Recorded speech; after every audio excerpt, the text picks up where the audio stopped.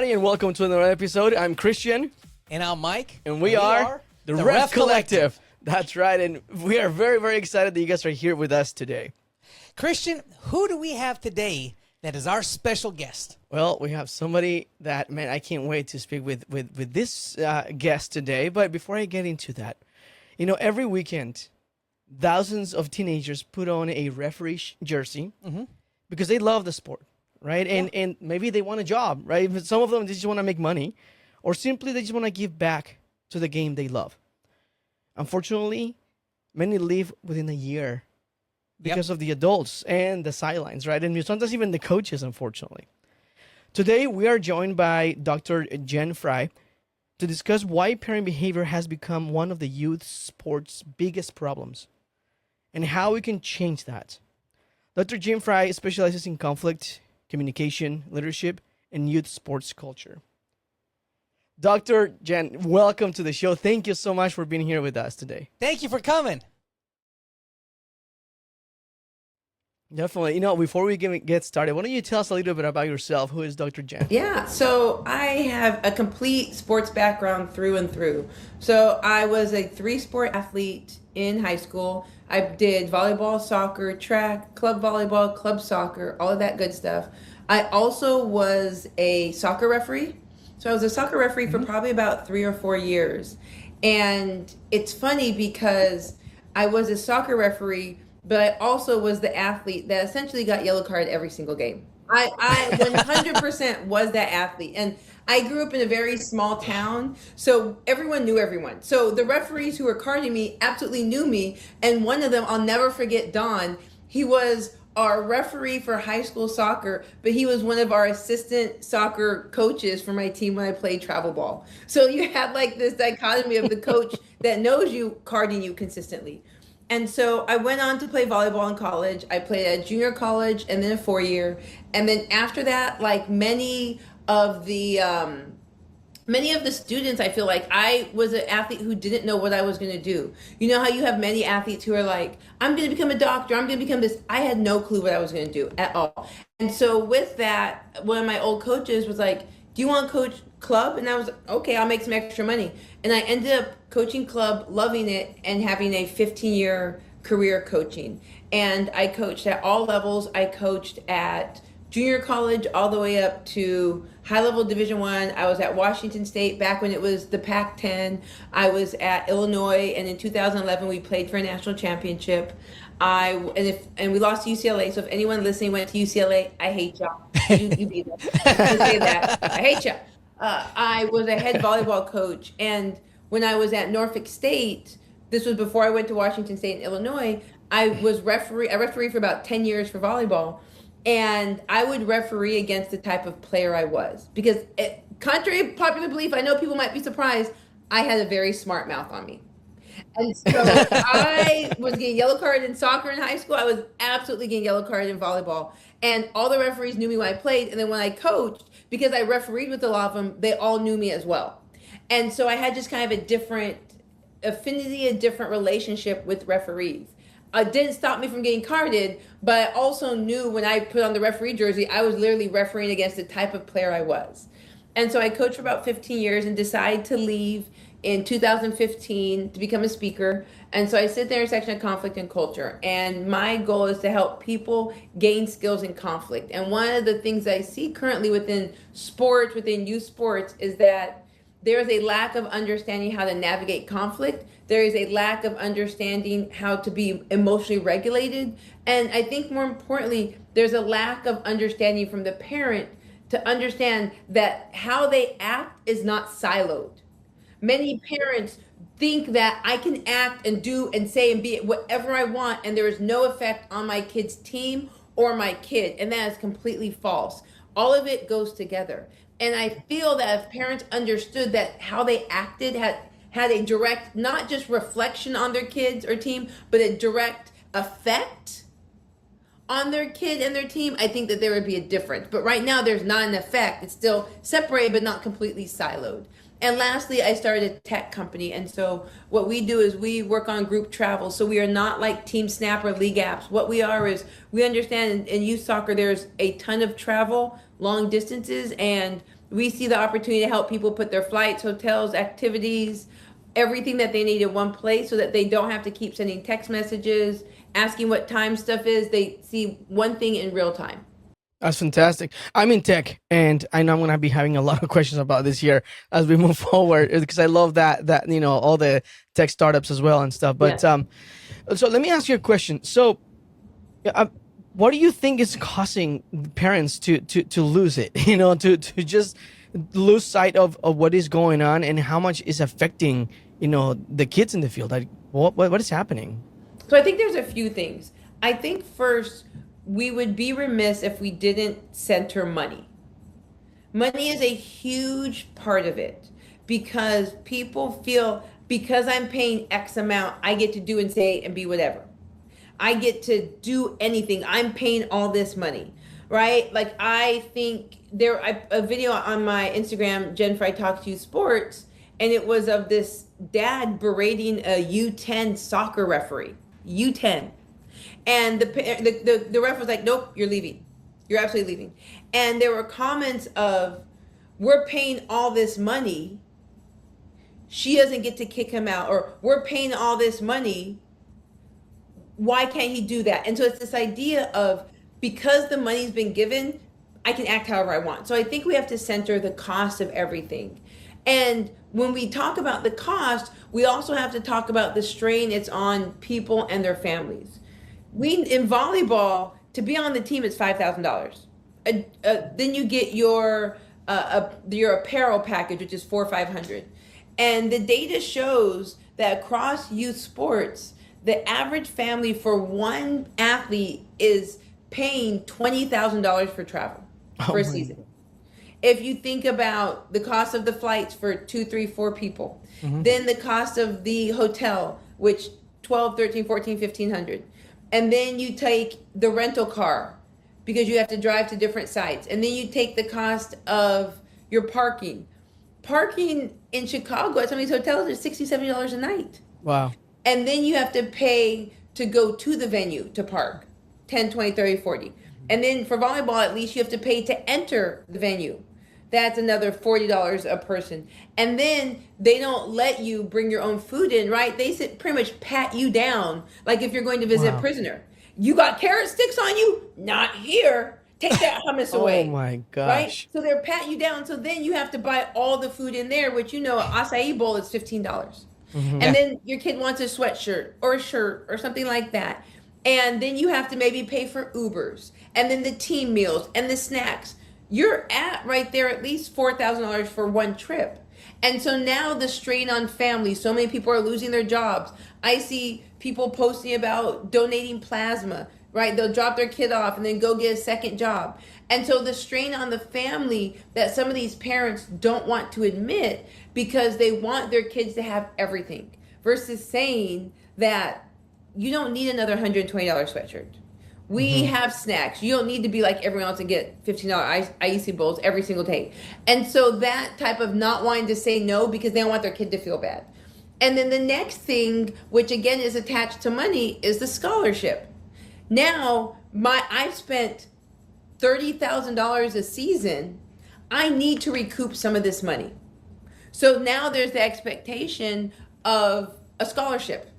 And so with the expectation of the scholarship, these kids are paying, or these parents are now paying more money for privates and strength and conditioning and all these other things that are costing $100, $200 a pop because they hope they can get this scholarship that will at least have made this worth it. They can get the $50,000 a year scholarship that's made it worth it. And now the NIL money. So now your kid can literally make $200,000 a year.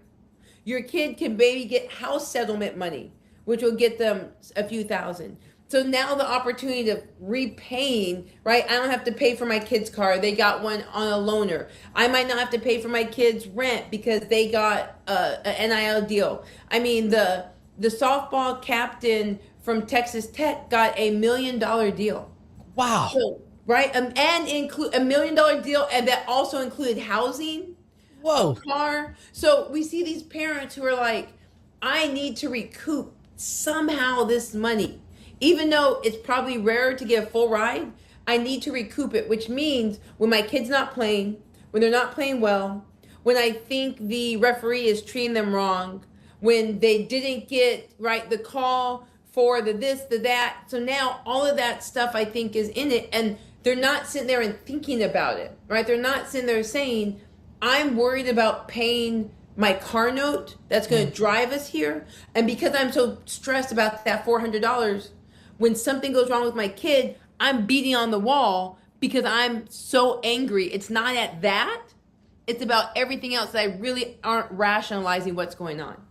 That is interesting. Now, I love that you have perspective in different sports, right? So you mentioned volleyball. You mentioned, you've done soccer as well. You mentioned also even softball, right? So you think the referee abuse, is it only happening in soccer, or do you see referee abuse in every other sports as well? Oh, every sport. So we were talking beforehand, but I just saw a post right now for club volleyball. It's two big national events, USA Volleyball Nationals and AAU, as well as Volleyball Festival. But somebody just posted that a parent at a game went onto the court, yelled at the R1, who's the one that's standing up on the stand, and also went over to the R2, which is on standing up, and yelled at them, went onto the court.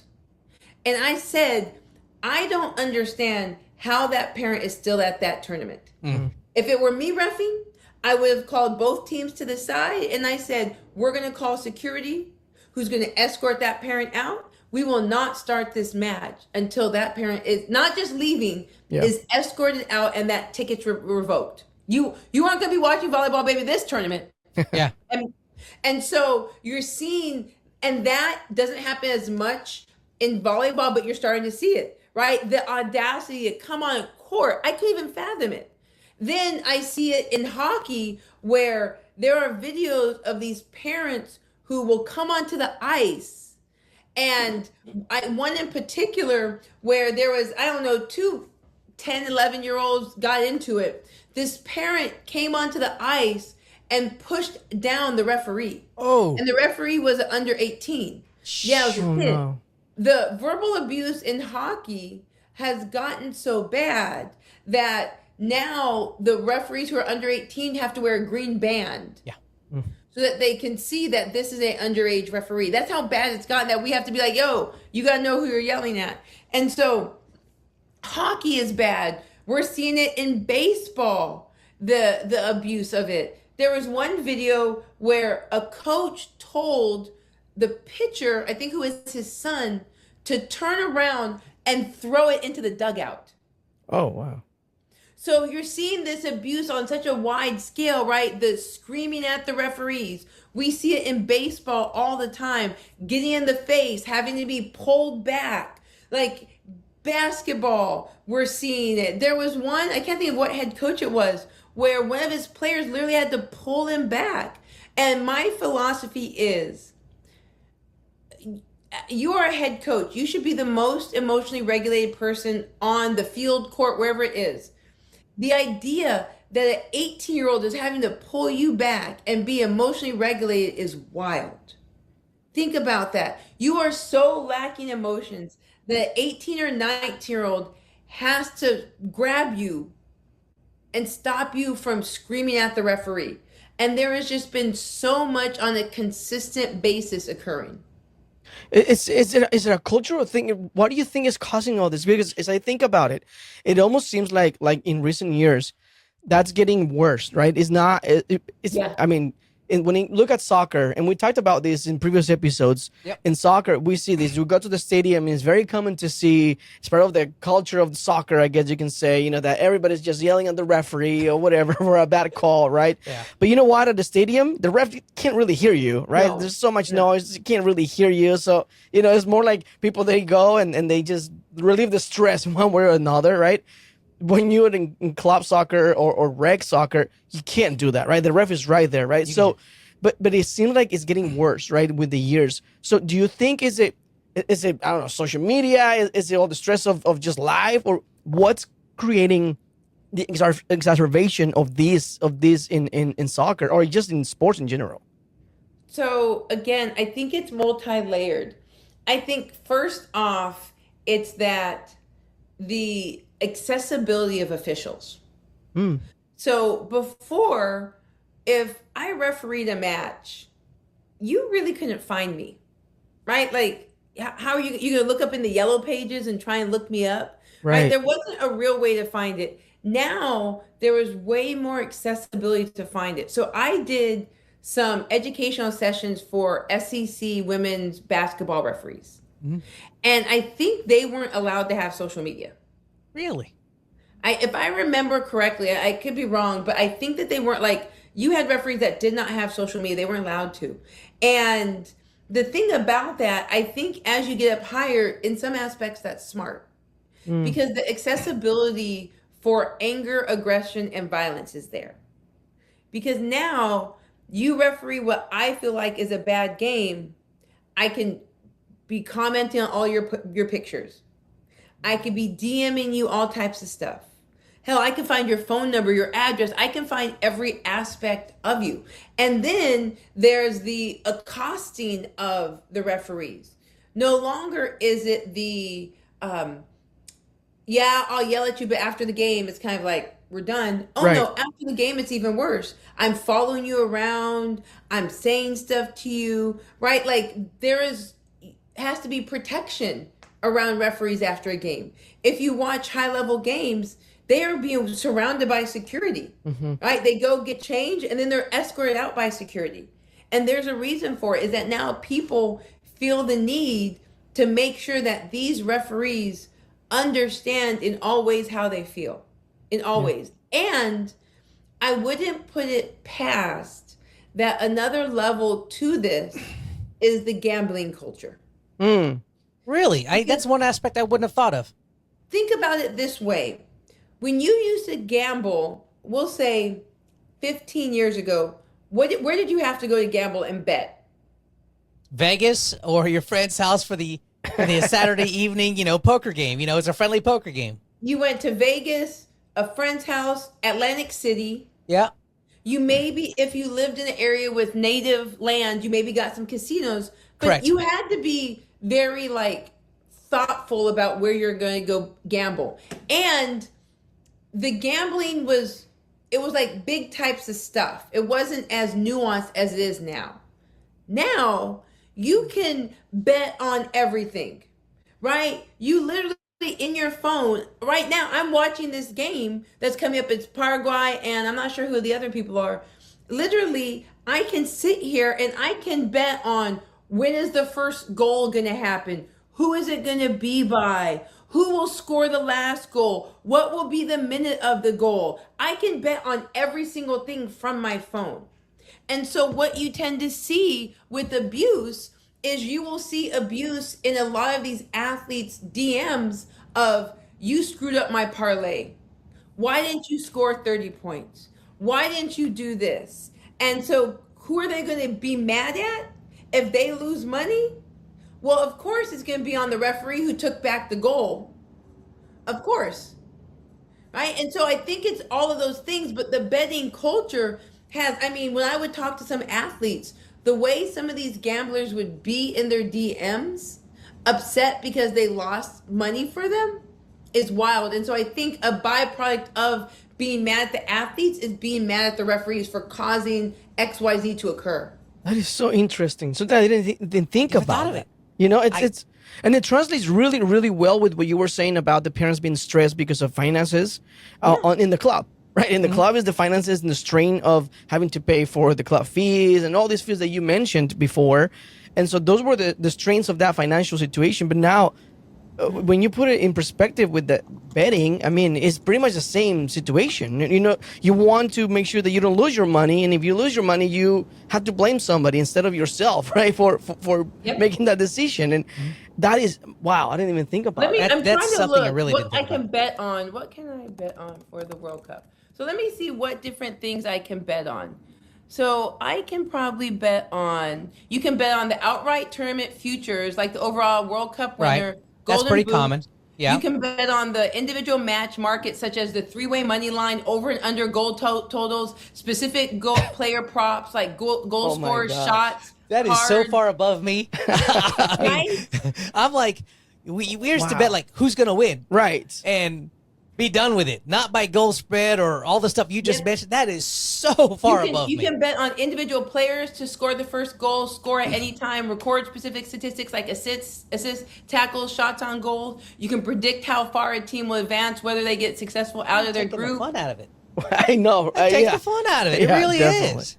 Definitely. And that's my point. So think about it of if you maybe I had a bet that this person's going to score and there was I can't remember what game it was where a team scored and the player had like accidentally hit the person in the face and they took back the goal.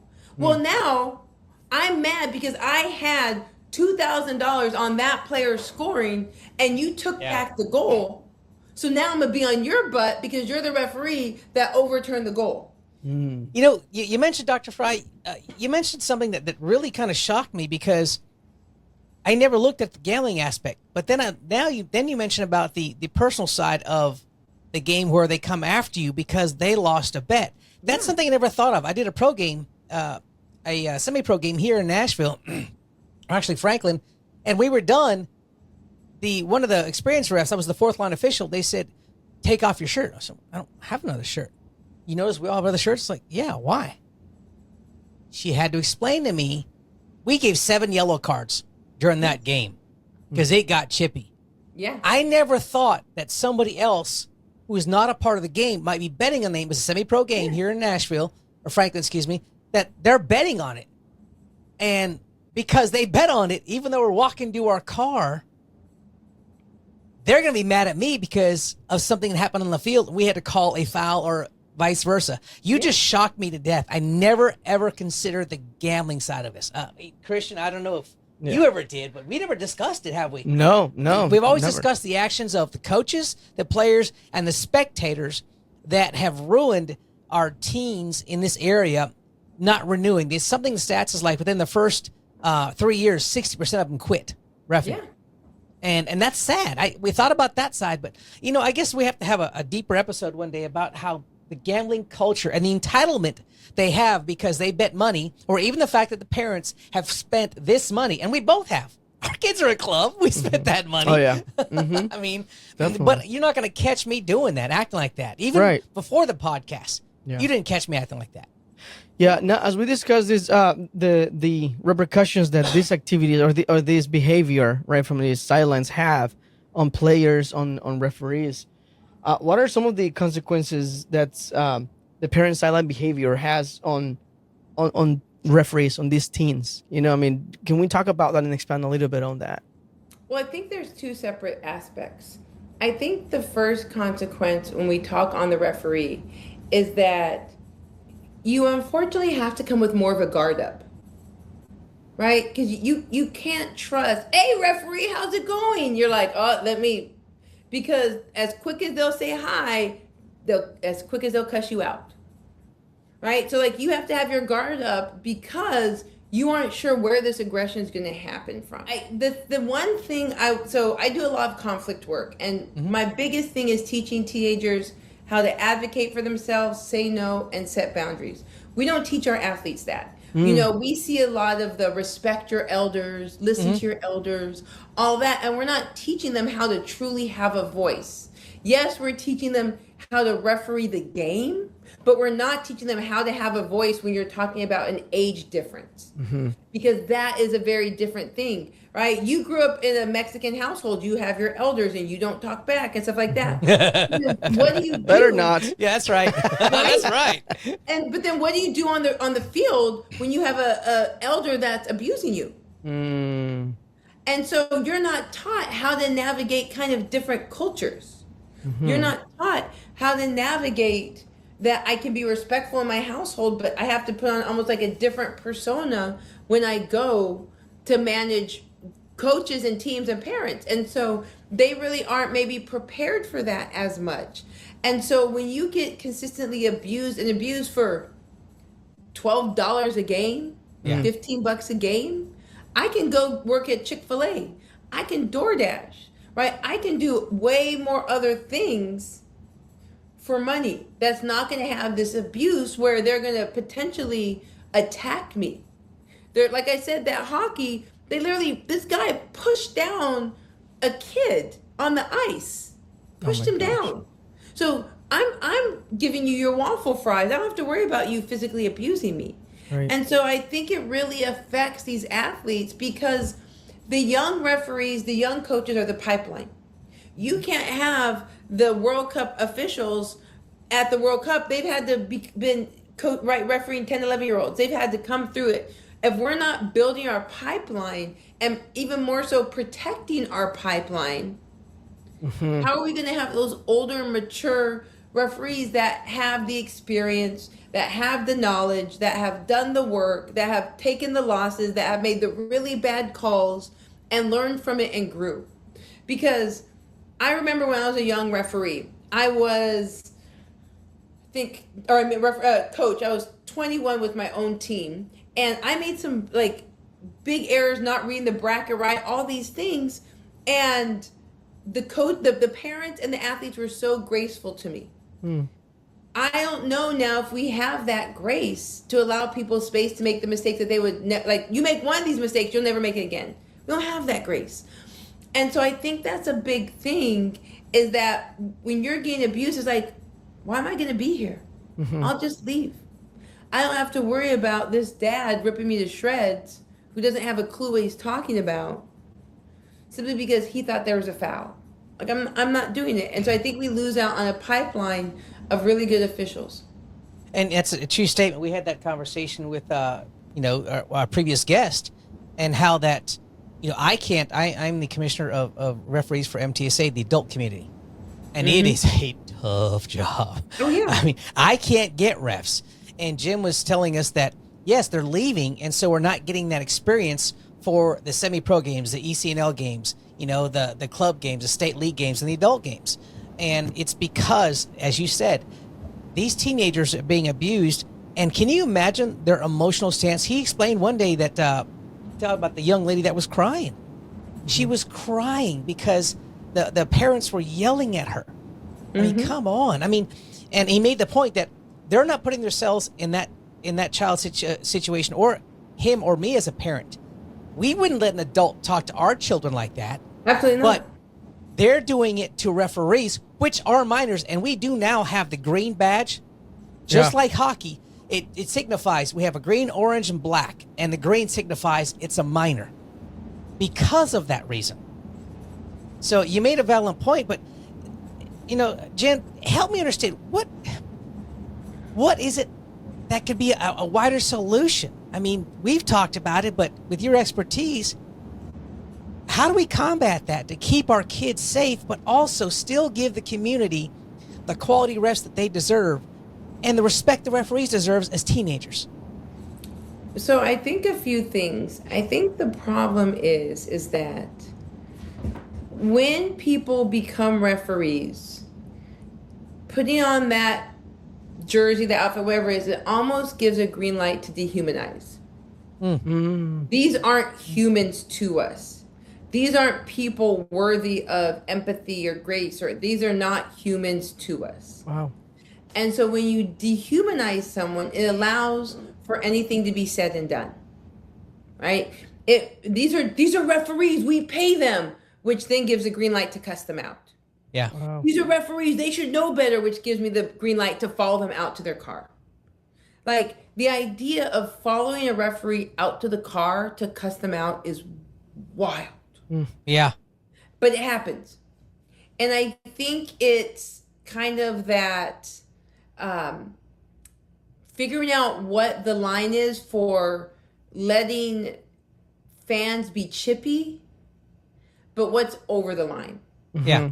Right? I think that's the thing. Like, I was looking at a post, and they were talking about these, that there were, in volleyball, if there's a double, people will be putting their hand up and putting two, and how the bench was doing that. And a referee was like, if the bench did that, I'd be carding them. And I was like, yeah, you're trying to be hated. Like, you're literally trying to be a hate, because you're now going 0 to 1,000. Right. Yes, maybe in the in the manual, theoretically, can you card them? Yes. But practically, realistically, should you be carding them? Because of what then it causes. Now you've caused a situation where you better card, if anyone puts their hand up on the other team, you better card them. And now you're having to put these out left and right because of what you've proven. Now everyone's got to be carded. So I think it's really teaching people that fine line of like, people are going to be chippy. Like, it's sport. As I said, if you all could believe, I had a mouth on me. I'm talking crap at all points in all times. I will tell you, I love a game where crap is being talked. I love it. I love seeing young athletes advocating for themselves. I love seeing athletes getting chippy. Now, we got to know what the line is. In volleyball, I love seeing someone blocked and coming down and staring. I love it. It brings joy in my heart.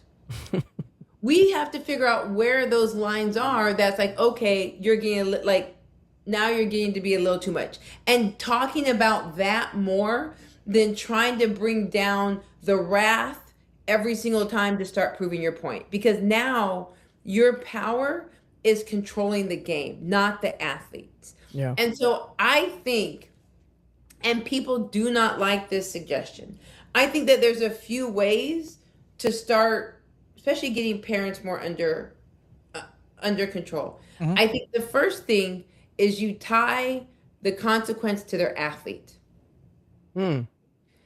Parents hate that, right? You're right. It's That's a good point. why is my kid affected? It was just me. Because baby, you don't care. I've told you, I've warned you 3 times. You don't care. But if your athlete's affected, they do care. But it's also there's twofold. Now they've hurt the child, but they've spent the money, and they're still hurting the child. That's a very good point, Jen. like, That's a what great you bring point. as a kid, because we were talking about a situation where, like, say for instance, if a parent at a game keeps running at the mouth, yeah, you can ban them from practice, but what if they don't go to practice? What do they care about? So I think the biggest thing is you have to tie it to the athlete. You have to make it hurt their athlete, because they'll be like, well, I just won't come to the practice. Well, I just won't do this, right? Tie it to their athlete. Then what I saw hockey was doing was, say for instance, I get kicked out of a game. This is going to actually blow y'all mind. So I get kicked out of the game. What happens then is my athlete is banned. And the only way my athlete can be unbanned is I, as the parent, have to go in front of a committee to explain what I did and how I'm going to show resolution and not do it again. Fantastic. That Wow. is an awesome idea. Right? So now and your kid is not banned just from the region, right? Because the parent will be like, I'll just move over here. No, your kid has a ban with USA Hockey, with USA Soccer, whatever the governing body is, your kid is banned. And the only way that the ban can come off is that you, as the parent who caused the harm, have to go in front of a committee of parents, coaches, blah, blah, blah, and you have to talk about it and what you're going to do and why you're not going to do it again. And that's the only way the ban off of your kid can be lifted. You know what I would love to see, even on top of that, is having the parent become a referee and ref 2 games. 2 games. Absolutely. As a center ref. You know? You do this if you think you're going to be better. Because we admit, hey, we make mistakes. We're not perfect. Yes. But let's go back to a point that you made about the authoritative side of a referee, because, well, now I'm going to give this guy a card, or, because they did this or this. Our podcast was a brainchild of Christian, and it was brought because of the gap that we see. But a lot of it also is we see our motto is educate, advocate, and unite, because we see a lot of us versus them because of that authoritative line. Well, he just did this because he can do it, and he didn't do the other side. So we're doing our best to learn and break that wall down. Christian and I are a little different. We do things a little differently when we ref together, and I enjoy refing with him. We've refed a lot in the last month or so. Yeah.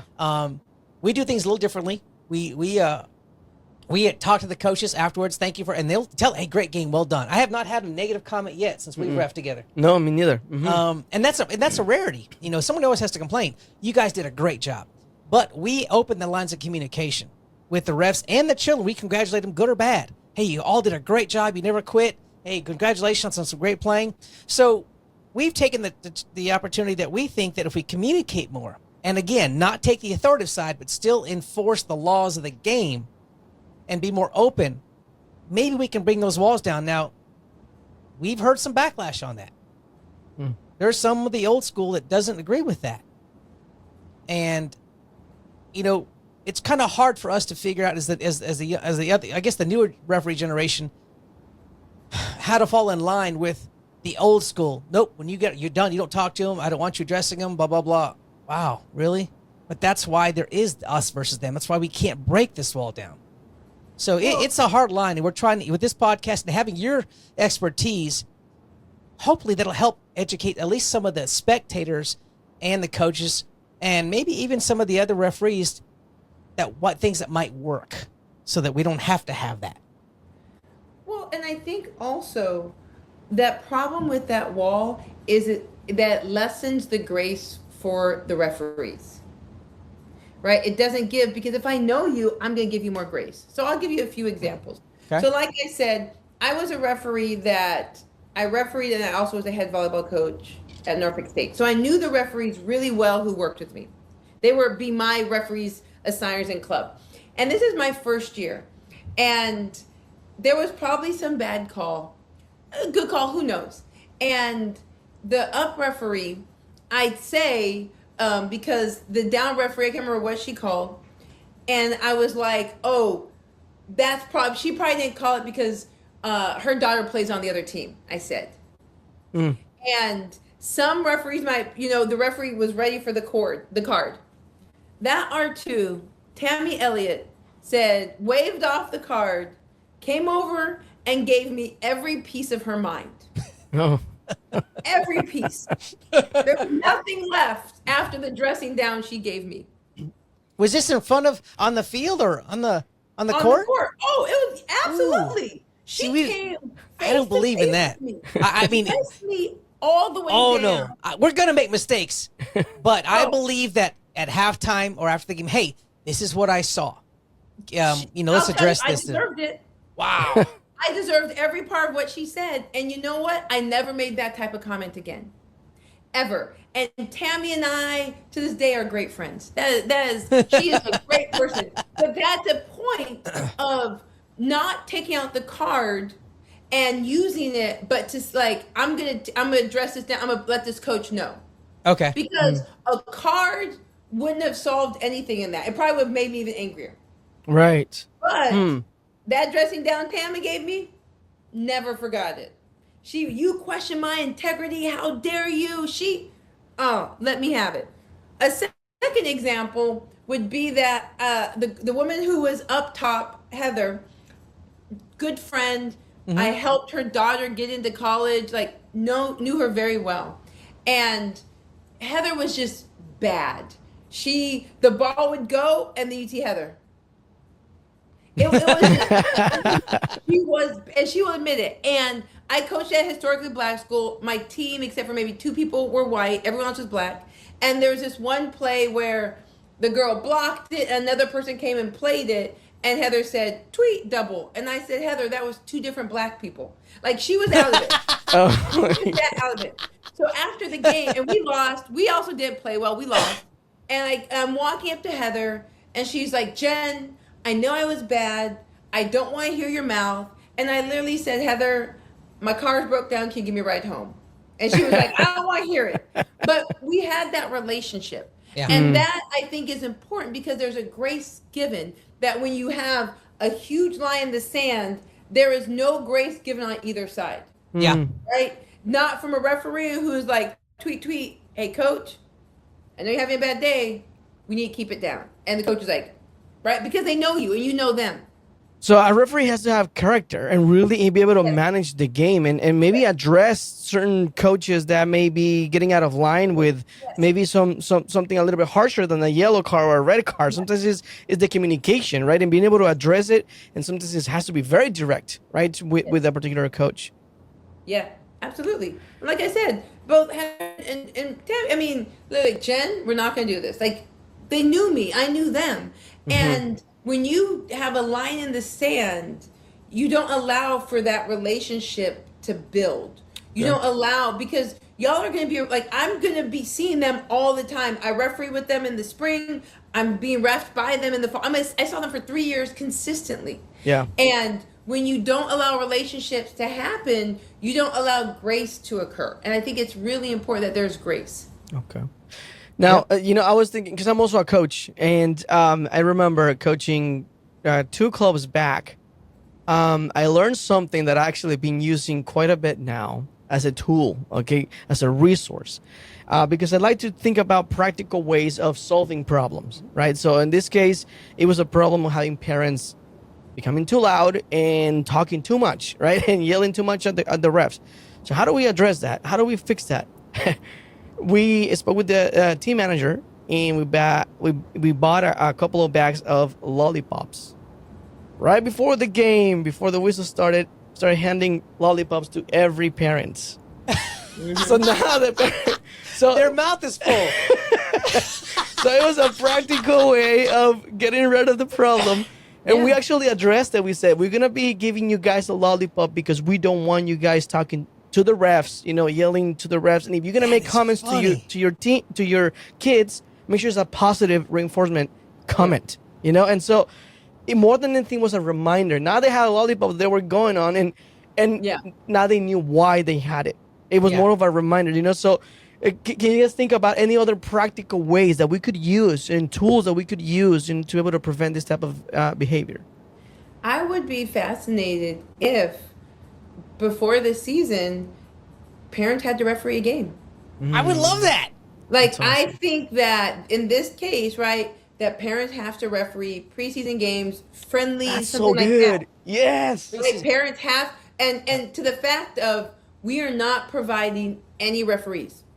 And your Right. friendly won't happen. So we're going to need, right? 3 we're gonna volunteers. have Well, for us, it's 4 3 referees. volunteers. I love it. That is arrange a Right? friendly beforehand and let Yep. them, and we need that for the adults. Believe me, right? We do our adult league, and then Chris and I are on the same team, and I've known these guys since I formed the league in 2007. A lot of them, and they yell at me as a ref, and I have to tell them, relax. It's gotten a lot better, but when I first started reffing, oh my Lord, yap yap yap yap yap yap yap. But now I'm a lot more vocal with the adults. I'm very vocal. No, we're not doing that. No, sir. Hey, that was an arm. That was not a shoulder extension. And no, that was not a foul. Or hey, keep your mouth quiet. We're not going to do this. I have to be to control the adults because they still think they want to go to the World Cup. And it's tough. But that's why I'm having a hard time filling that role. But I wish that's something that I may propose to our board because I'm on the board that if we give a card or let's say 2 yellows in a game and a red card, we make that adult player ref a game before they can come back. Yes. Ooh, I love that. And I will talk to my club here and ask them if we can get the parents to ref our friendlies. Yeah. I have 1 center and 2 ARs. I mean, I think that would be fantastic. Absolutely. And then rotate them. Rotate the half so that way we have 6 parents that actually ref the game. Oh, that would be so That great. would be fantastic. I Great love idea. that idea, Yeah. Dr. Jan. Yeah, I think I that's think fantastic. That's a good idea. Anything where they can feel, because everything feels slower when you're watching from the sideline. Yeah. Uh-huh. Everything is slower when you're on the That's true. sideline. When you're R1, the stuff that you have to watch for, they don't realize it. And so for them, with their angle, some stuff that is obvious, right? Like for an example that people don't understand is that you have the antenna that goes up. And when you are, like, if you're the referee, the antenna is maybe like 3 feet from you. And so what people don't understand is when something's this close, I'll put you don't know if it went over, beside, or out. Because of how close you are, you have to depend on your line judges. And so parents will be so upset, but not understanding that proximity at that speed, you can't tell sometimes. Right. Yeah. And so when you're on the sideline, everything is slower than you realize until you're in the game, and you have to be able to watch multiple things of what's going on at the speed and make the correct call. And yes, where they're at, they might have a better angle that says the ball's down or the ball's up compared to where the referee is, and they might get shielded, all of those things. So I think anything where they have to do it, absolutely.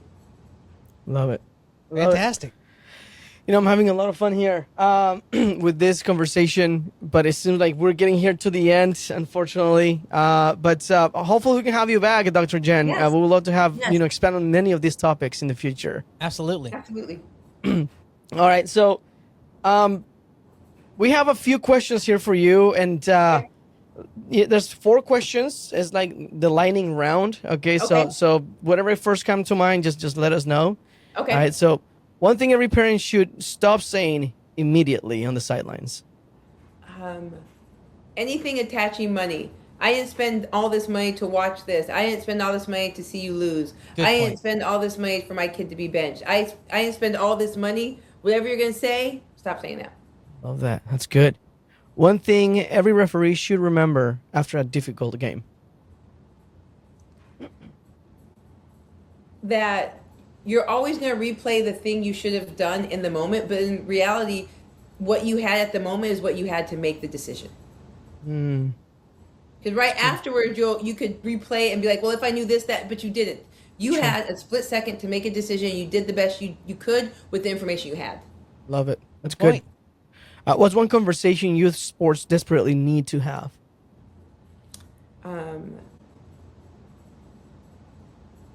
That just because you pay, or no, just because your kid works hard doesn't mean that they're going to get playing time. That's true. That's yeah. a good point. That's a very good point too.